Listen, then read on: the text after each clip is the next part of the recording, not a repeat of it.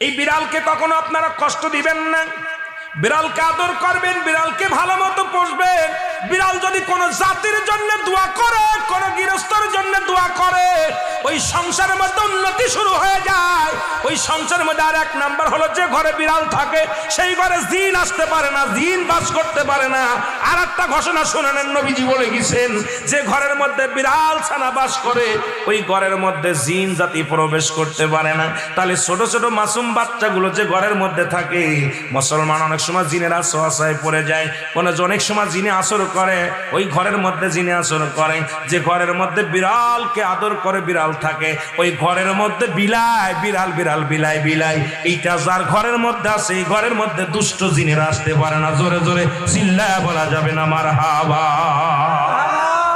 একবার নবী সুলাইমান আলাইহিস সালাম শুনতে পাইলেন, পাশের বাড়িতে একটা কুকুরকে কষ্ট দিয়ে